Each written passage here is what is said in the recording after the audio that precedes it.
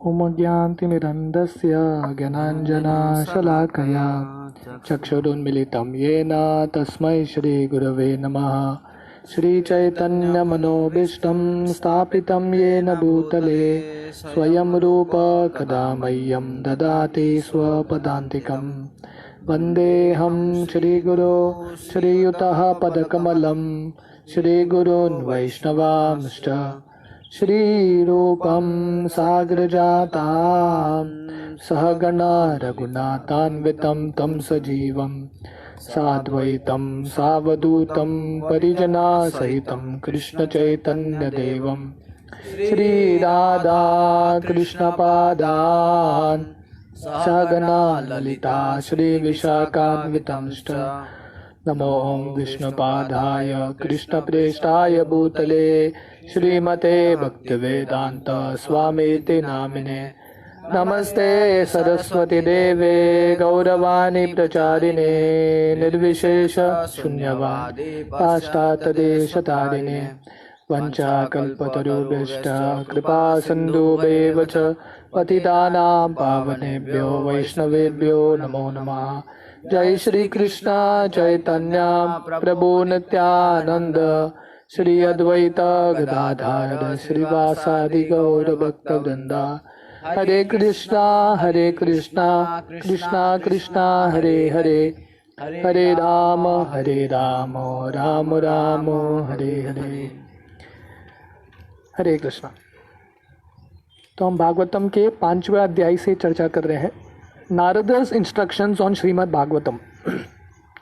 तो ये अध्याय में नारद मुनि व्यासदेव को उपदेश दे रहे हैं। तो हमने पिछली बार टेक्स्ट 7 देखा था, जहाँ पे व्यासदेव नारद मुनि को पूछ रहे हैं, please therefore find out the deficiency in me despite my being absorbed in transcendence under disciplinary regulations and vows. तो व्यासदेव एक प्रामाणिक शिष्य की तरह नारद मुनि को पूछ रहे हैं कि आप कृपया करके मेरे अंदर जो दोष है कमियां हैं वो बताइए, उसका कारण क्या है। तो हमने देखा कि तुरंत नारद मुनि बिना समय गवाए सीधा प्रश्न का उत्तर देते हैं। टेक्स्ट 8 श्री नारद उवाच भगवतानुदित प्रायम यशो भगवतो मलम येनैवासो न तुष्येत मन्ये तद दर्शनम किलम। तो ये श्लोक हमने पिछली बार देखा था। Sri Narada said, "You have not actually broadcast the sublime and spotless glories of the Supreme Person of Godhead. That philosophy which does not satisfy the transcendental senses of the Lord is considered worthless."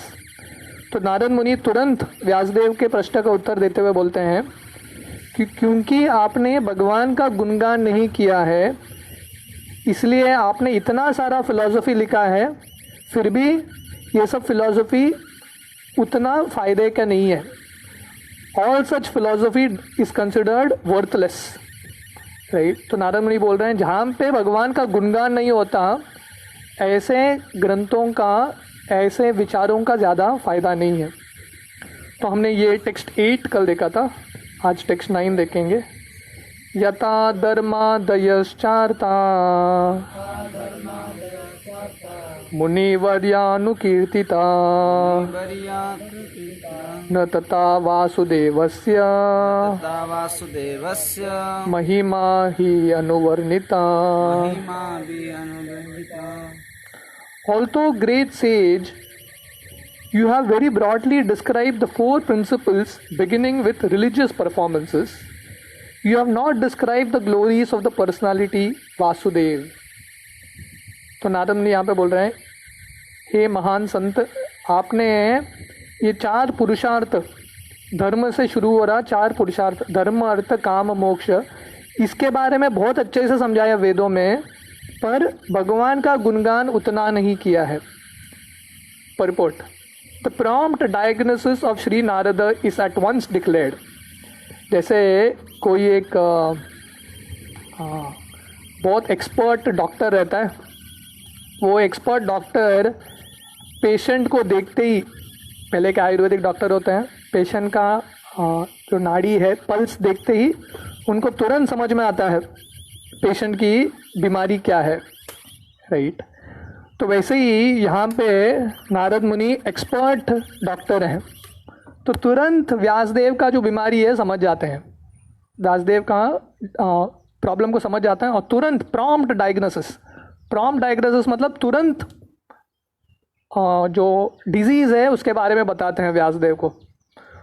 तो root cause of all despondency of Vyasadeva was his deliberate avoidance of glorifying the Lord in his various editions of the Puranas। तो व्यासदेव दुखी क्यों हैं इतने सब वेद लिखने के बाद? क्योंकि व्यासदेव ने भगवान के गुणगान के बारे में ज़्यादा लिखा नहीं है। He has certainly as a matter of course given description of the glories of the Lord, but not as many as given to religiosity, economic development, sense gratification and salvation। तो कोई बोलेगा अरे व्यासदेव ने भगवान के बारे में कुछ लिखा ही नहीं क्या वेद में? नहीं, व्यासदेव ने लिखा है, पर जितना धर्म अर्थ काम मोक्ष के बारे में लिखा है उतना नहीं लिखा भगवान के गुणगान के बारे में, बहुत कम लिखा है। मैक्सिमम फोकस उन्होंने क्या किया है वेद में? धर्म अर्थ काम मोक्ष। These 4 items are by far inferior to the engagement in devotional service of the Lord। तो ये 4 चीज़ कोई पालन करेगा, ये मनुष्य ज़िंदगी है, धर्म अर्थ काम और मोक्ष को पालन करना, पर फिर भी ये सबसे महत्वपूर्ण चीज़ नहीं है। सबसे महत्वपूर्ण चीज़ क्या है? भगवान की भक्ति करना, right? So that is the most important thing. Shri Vyasadeva as the authorise scholar knew very well this difference. तो व्यासदेव को पता था कि ये 4 चीज़ से धर्म अर्थ काम मोक्ष से लोग संतुष्ट नहीं होंगे। लोग संतुष्ट किससे होंगे? भगवान की भक्ति से। फिर भी व्यासदेव ने भगवान के बारे में ज़्यादा लिखा नहीं। And still instead of giving more importance to the better type of engagement, namely devotional service to the lord, he had more और less improperly used his valuable time and thus he was despondent. तो व्यासदेव जैसे महान ऋषि भगवान का तत्व के बारे में जानते हुए भी, क्योंकि उन्होंने समय सबसे ज़्यादा धर्म अर्थ काम मोक्ष के बारे में लिखने के लिए यूज़ किया है, तो इसलिए यहाँ पे वो खुश नहीं है। तो श्रील प्रभुपाद लिखते हैं he has used wasted his valuable time. उनका जो कीमती समय है उन्होंने भगवान की भक्ति में सीधा लिखा नहीं है। From this it is clearly indicated that no one can be please substantially without being engaged in the devotional service of the Lord। In the Bhagavad Gita, this fact is clearly mentioned। तो इससे समझ में आता है कि कोई भी व्यक्ति संतुष्ट तभी होगा जब वो भगवान के भक्ति के बारे में भक्ति का जीवन जिएगा और भक्ति के बारे में दूसरों को प्रचार करेगा। After liberation, which is the last item in the line of performing religiosity, etc., one is engaged in pure devotional service। तो एक्चुअली भक्ति कहाँ शुरू होती है? मुक्ति के बाद भक्ति शुरू होती है, राइट? तो जब कोई आत्मा मुक्त हो जाता है, आफ्टर लिबरेटेड, उसका लिबरेशन जब होता है, उसके बाद भक्ति का जिंदगी शुरू होता है, right? This is called the stage of self realisation और the brahmabhuta stage. After attainment of the brahmabhuta stage one is satisfied, but satisfaction is the beginning of transcendental bliss. One should progress by attaining neutrality and equality in the relative world, and passing the stages of equanimity one is fixed in the transcendental loving service of the Lord। तो भगवान गीता में बताते हैं कि मुक्त आत्मा मतलब जो ब्रह्मभूत के स्तर पे है, ब्रह्मभूत प्रसन्नात्मा न शोचति न कांक्षति। तो आत्मा के स्तर पे जो है वो मुक्त है, राइट? तो ऐसा आत्मा का कुछ इच्छा नहीं होता, कुछ शोक नहीं होता। पर ये स्टेज के बाद, ब्रह्मभूत स्टेज के बाद, मुक्ति के बाद क्या शुरू होता है? भगवान की भक्ति। तो भक्ति इतना श्रेष्ठ है, इतना ऊंचा है कि मुक्ति से भी श्रेष्ठ भक्ति का level. This is the instruction of the person of God in the Bhagavad Gita. ये भगवान गीता में समझाते हैं। The conclusion is that in order to maintain the status quo brahmabhuta stage as also to increase the degree of transcendental realisation, Narada recommended to Vyasa that he should now eagerly and repeatedly describe the path of devotional service। तो ब्रह्म जो मुक्ति का स्तर है वो maintain करने के लिए और उसके आगे बढ़ने के लिए, मुक्ति का स्तर मतलब क्या? Neutral point. जैसे मैथ्स में हम ग्राफ पढ़ते हैं, माइनस होता है, वो जो लाइन होता है नेगेटिव एक्सिस, पॉजिटिव एक्सिस। पहला माइनस होता है, -10, -9, -8 ऐसा करके 0 तक आता है। उसके बाद क्या है, +1, +2, +3 ऐसा आगे जाता है, राइट। तो मटीरियल लाइफ मतलब नेगेटिव, मुक्ति मतलब ज़ीरो पे आना, भक्ति मतलब क्या, पॉजिटिव। तो व्यासदेव ने क्या बताया है, ये मटीरियल लाइफ को कैसे ज़ीरो करना है वो बताया है, मुक्ति तक कैसा आना है वो बताया है। फिर व्यासदेव ने क्या नहीं समझाया है, पॉजिटिव लाइन पे, पॉजिटिव एक्सेस के भक्ति पे कैसे जाना है। तो आदमी मुक्त भी हो जाएगा, मुक्ति में उसको संतुष्टता थोड़ा मिलेगा, पर आत्मा क्या ढूंढ रहा है, सिर्फ सेटिस्फैक्शन नहीं ढूंढ रहा है, संतुष्टता नहीं ढूंढ रहा, आत्मा क्या ढूंढ रहा है, आनंद, राइट। बढ़ते रहना चाहिए। संतुष्टता मतलब ज़ीरो, मतलब जहाँ पे कुछ कष्ट नहीं है। तो लोगों को क्या लगता है, बहुत सारे लोगों का धारणा रहता है मुक्ति मतलब क्या, ये भौतिक दुनिया में बहुत कष्ट है, तो मुक्ति मतलब सब कष्ट से निवारण होना, कुछ भी कष्ट नहीं रहेगा तो मैं मुक्त हो जाऊंगा, राइट। पर वो इम्पॉर्टेंट नहीं है। ज़ीरो पे आना मतलब कुछ कष्ट नहीं है, पर उससे आनंद नहीं आएगा। आनंद कब आएगा, जब सही में हम पॉजिटिव चीज़ भगवान की भक्ति के बारे में करेंगे। तो इसलिए नारद मुनि यहाँ पे बोल रहे हैं व्यासदेव को कि आपको अभी क्या करना चाहिए। आपने मुक्ति के बारे में तो काफ़ी समझा दिया वेदों में, अभी आपको क्या करना चाहिए, भगवान का जो भक्ति है, भक्तिमय सेवा है, उसके बारे में बार बार लिखना चाहिए।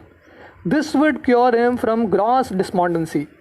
तो ये करने से नारद मुनि बोल रहे हैं आपके हृदय में जो खालीपन है, असंतुष्टता है, वो धीरे धीरे मिट जाएगा। तो अगला श्लोक बहुत इंपॉर्टेंट श्लोक है, जहाँ पे नारद मुनि जो पुस्तक भगवान के गुणगान नहीं करते वो पुस्तक के बारे में बताते हैं, ऐसे पुस्तक का क्या महत्व है। टेक्स्ट 10, न यद वचश्चित्र पदम हरेर्यशो जगत पवित्रम प्रगनीत कर्हिचित तद्वायसम तीर्थम उष्णन्ति मानसा न यत्र हंसा निर्मन्ति उशिक्षया। Those words which do not describe the glories of the Lord, who alone can sanctify the atmosphere of the whole universe, are considered by saintly persons to be like unto a place of pilgrimage for crows. Since the all perfect persons are inhabitants of the transcendental abode, they do not derive any pleasure there. तो नारद मुनि बोलते हैं जो पुस्तक, जो शब्द भगवान के गुणगान के बारे में नहीं लिखे हैं, तो ऐसा शब्द क्या है, जहाँ पे कौवे आके रहते हैं। कौवे आके कौन सी जगह पे रहते हैं, गंदी जगह पे रहते हैं, राइट। ऐसा पुस्तक है ये, भगवान का अगर गुणगान नहीं है। तो जहाँ पे कौवे जाके मनोरंजन करते हैं, उनका आनंद लेते हैं, वहाँ पे हंस नहीं जाते। हंस कहाँ पे रहते हैं, जहाँ पे सुंदर नदी है, सब कुछ साफ है, वहाँ पे रहते हैं। तो जो सही में बुद्धिमान संत हैं, वो जो ग्रंथ भगवान के बारे में नहीं लिखा है उसमें आनंद लेते नहीं है। श्रील प्रभुपाद परपोर्ट में लिखता है, crows and swans are not birds of the same feather because of their different mental attitudes. जो कौवे हैं और हंस हैं, दोनों अलग अलग पंक्षी हैं। तो पंक्षी में भी अलग अलग टाइप होते हैं, राइट। दोनों का मनस्थिति बिल्कुल अलग है। The fruitive workers or passionate men are compared to crows, whereas the all perfect saintly persons are compared to the swans. तो कौवे कौन है यहाँ पे, जो भौतिक व्यक्ति है, जो इंद्र तृप्ति में लगा है, उनके काम वासना बहुत है, ये सब लोग कौवे की तरह हैं, राइट। और जो सेंटली पर्सन्स है, जो भक्त हैं, वो कैसे हैं, हंस की तरह हैं। जो जहाँ पे कौवे आनंद लेते हैं, जहाँ पे हंस आनंद लेते हैं, अलग ही सिचुएशंस रहता है, एटमॉस्फेयर अलग ही रहता है। The crows take pleasure in place where garbage is thrown out, just as the passionate fruitive workers take pleasure in women and wine and places for gross sense pleasure. तो कौवे कहाँ पे आनंद लेते हैं, जहाँ पे गंदगी रहता है, गार्बेज, राइट। तो जहाँ पे जितना ज़्यादा गंदगी है उतना कौवे के लिए आनंद है। तो कौवे का पार्टी मतलब क्या, जितना कचरा रहेगा उतना कौवा मज़ा लेता है, राइट। तो ये कौवे जैसा कौन है जो इंद्र तृप्ति में लगे हैं, स्पेशली ये दुनिया में सब लोग 99% शिला प्रभुपाद बोलते हैं सब रजोगुण में है। Wine, women and meat, right. उनको मांस चाहिए, परस्त्री चाहिए और दारू चाहिए, राइट। तो ये सब जगह कैसा है, कौवे के तीर्थ के जैसा है। The swans do not take pleasure in places where crows assembled for conferences and meetings. तो श्रील प्रभुपाद बोलते हैं कि कौवों को भी कॉन्फ्रेंस होता है। कॉन्फ्रेंस देखा है कौवे का? कौवे का कॉन्फ्रेंस कहाँ पे होता है पता है? जब कोई कुत्ता या बिल्ली या चूहा मर जाता है ना, तो पूरे कौवे का कॉन्फ्रेंस लगता है उधर, सब लोगों का न्यूज़ पहुंच जाता है और उधर 100 कौवे आ जाते हैं। क्या करने के लिए? वो मरा हुआ सड़ा हुआ चूहा खाने के लिए कौवे आ जाते हैं, राइट। तो श्रील प्रभुपाद बोलते हैं वैसे ही ये दुनिया में कॉन्फ्रेंसेस मीटिंग चलता रहता है, राइट। अलग अलग पार्टीज होता रहता है। किसके लिए? जो जड़ चीज़ है उसका आनंद लेने के लिए ये सब होता है, राइट। पर जो स्वैन्स हैं, the swans do not take pleasure in places where crows assemble. तो हंस यहाँ पे जाते नहीं हैं। जहाँ पे भौतिक लोग जाते हैं वहाँ पे भक्त जाते ही नहीं है, अलग ही है लेवल। तो भौतिक लोग कैसीनोज में जाएंगे, नाइट क्लब्स में जाएंगे, वहाँ पे डिवोटी मिलेंगे नहीं आपको, राइट। क्योंकि दोनों का माइंडसेट कम्प्लीटली अलग है। They are instead seen in atmosphere of natural scenic beauty where there are transparent reservoirs of water nicely decorated with stems of lotus flowers in variegated colors of natural beauty. That is the difference between the two classes of birds. तो हंस कहाँ पे दिखते हैं, कौवे कहाँ पे दिखते हैं? जहाँ पे सड़ा हुआ चीज़ रहता है वहाँ पे कौवे दिखते हैं। हंस कहाँ पे दिखते हैं? जहाँ पे शुद्ध पानी है, ट्रांसपेरेंट पानी, राइट। और वो पानी में कमल है, इतना सुंदर ब्यूटी है, वहाँ पे हंस दिखते हैं। तो ये दोनों बर्ड का कैटेगरी अलग ही है। Nature has influence different species with different mentalities and it is not possible to bring them up to the same rank and file. तो श्रील प्रभुपाद बोलते हैं जो प्रकृति है उसने अलग अलग प्राणियों को अलग अलग बुद्धि दिया है, राइट। जैसे यहाँ पे क्रो, कौवे और हंस का वर्णन आता है, वैसे ही इंसेक्ट्स में बी और फ्लाई ये भी उदाहरण आता है। जो मधुमक्खी है और फ्लाई को क्या बोलते हैं? फ्लाई, मक्खी, हाँ, दोनों में बहुत फ़र्क है। मधुमक्खी किसके पीछे घूमता है? सुंदर जहाँ फूल है, हनी है, उसके पीछे जाता है। और मक्खी कहाँ जाता है? जहाँ पे गंदी चीज़ है वहाँ पे जाता है। तो श्रील प्रभुपाद बोल रहे हैं नेचर में भी, प्रकृति में भी अलग अलग प्राणियाँ हैं। Similarly there are different kinds of literature for different types of men of different mentality. वैसे ही दुनिया में अलग अलग ग्रंथ है, अलग अलग पुस्तक हैं, राइट। दुनिया में बहुत there lot of varieties of पुस्तक, बहुत सारे वैरायटी है पुस्तक के, पर स्पेसिफिकली 2 वैरायटी है। वो क्या है? Mostly the market literatures which attract the men of crows categories are literatures containing refuse remnants of sensuous topics. तो जैसे 2 तरह के पंक्षी हैं, कौवा और हंस, वैसे अलग अलग व्यक्ति हैं, मेंटालिटी है, और उनके लिए अलग अलग पुस्तक हैं। तो जो मार्केट में अवेलेबल लिटरेचर्स हैं, पुस्तक है, वो सब किसके लिए हैं? जो इंद्र तृप्ति करना चाहते हैं उनके लिए वो पुस्तक है। They are generally known as mundane talks in relation with the gross body and subtle mind. They are full of subject matter described in decorative language, full of mundane similes and metaphorical arrangements. Yet with all that they do not glorify the Lord. तो ये दुनिया में इतने सारे पुस्तक हैं market में, पर ये सब पुस्तक में क्या है? इंद्र तृप्ति के बारे में लिखा है, स्थूल रूप में या सूक्ष्म रूप में, पर भगवान के गुणगान के बारे में कुछ है ही नहीं, राइट।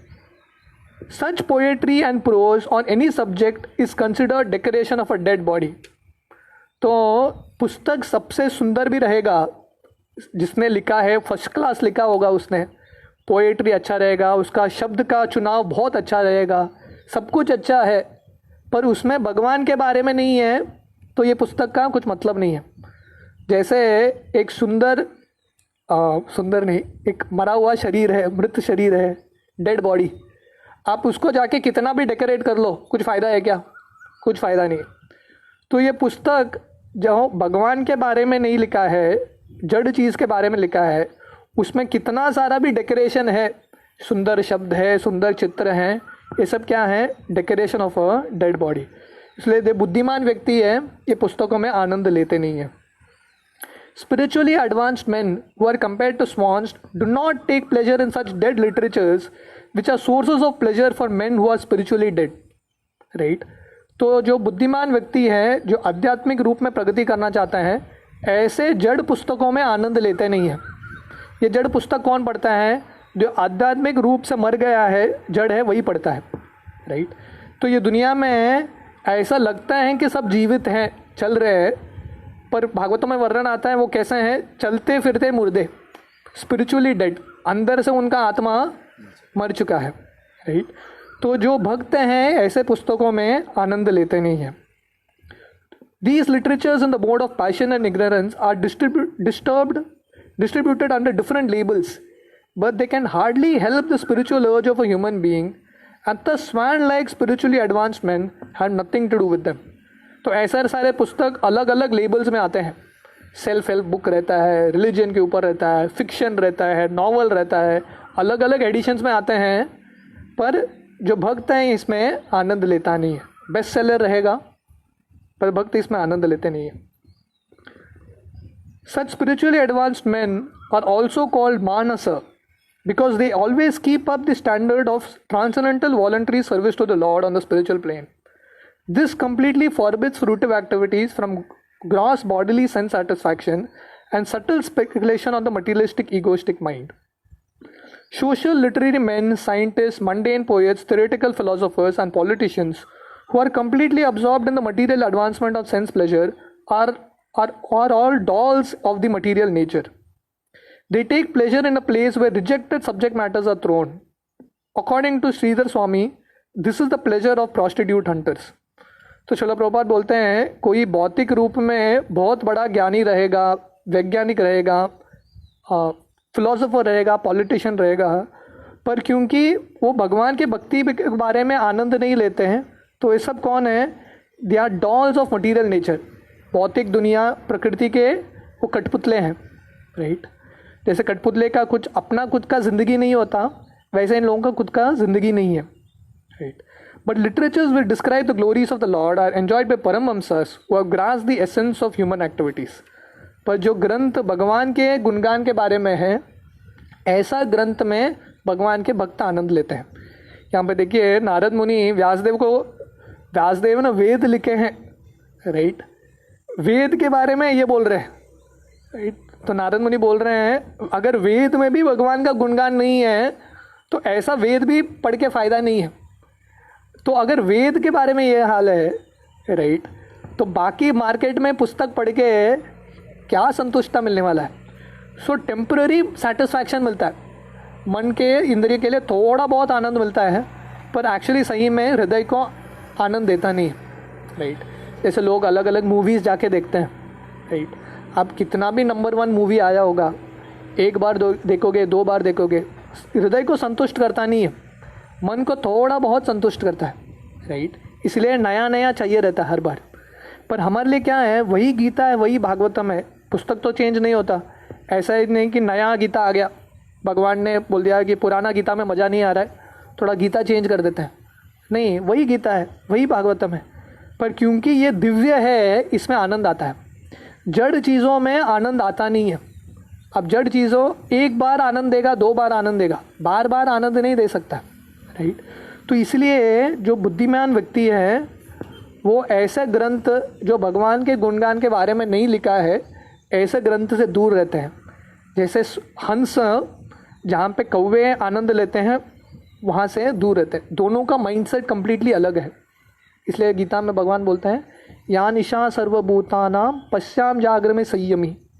भगवान बोलते हैं जो भौतिक लोगों के लिए रात है वो आध्यात्मिक लोगों के लिए दिन है, जो भौतिक लोगों के लिए दिन है वो आध्यात्मिक लोगों के लिए रात है। मतलब दोनों का मेंटालिटी कम्प्लीटली अलग है, मैच होता ही नहीं है।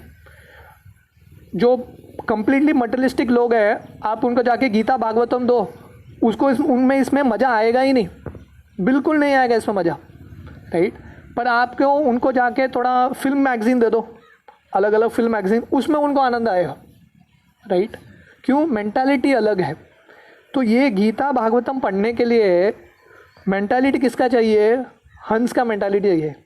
तो धीरे धीरे जब हंस आते हैं, हंस का मेंटालिटी आता है, तभी हम इसमें धीरे धीरे आनंद लेते हैं, राइट। धीरे धीरे वो सत्व गुण में आना पड़ता है। अगला जो श्लोक है, नारद मुनि जो ग्रंथ भगवान के बारे में लिखे हैं वो ग्रंथ की महिमा गाते हैं। तो हम सिर्फ श्लोक और उसका ट्रांसलेशन अनुवाद पढ़ेंगे, उसका जो परपोर्ट है हम शाम को डिस्कस करेंगे। टेक्स्ट 11। तद्वाग विसर्गो जनताग्ल विप्लवो यस्मिन् प्रति श्लोकम अबत्वती अपि नामानि अनन्तस्य यशो निकितानि यत् शृण्वन्ति गायन्ति गृह्णन्ति साधवा।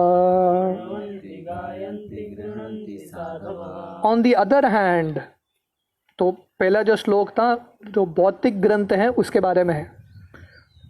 अभी ये जो श्लोक है स्पिरिचुअल लिटरेचर्स, आध्यात्मिक ग्रंथ। On the other hand, that literature which is full of description of the transcendental glories of the name, fame, form, pastimes etcetera of the unlimited Supreme Lord is a different creation, full of transcendental words, directed toward bringing about a revolution in the impious lives of the world's misdirected civilization. Such transcendental literatures, even though imperfectly composed, are heard, sung and accepted by purified men who are thoroughly honest. तो ये बहुत सुंदर श्लोक है। नारद मुनि बोल रहे हैं कि जो ग्रंथ भगवान के बारे में, भगवान का नाम, गुण, रूप, लीला के बारे में लिखा है, तो ऐसा ग्रंथ अलग ही स्तर पे है। ऐसे ग्रंथ पढ़ने से क्या होगा? जो हमारी बुरी आदतें हैं, अनर्थ हैं, वो सब मिट जाएंगे और क्रांति लाएगा, पूरे दुनिया में क्रांति ला सकता है। तात्पर्य में देखेंगे, श्रील प्रभुपाद बहुत सुंदर तात्पर्य देते हैं कि कैसे भागवतम और गीता से पूरे दुनिया में क्रांति आ सकता है, राइट।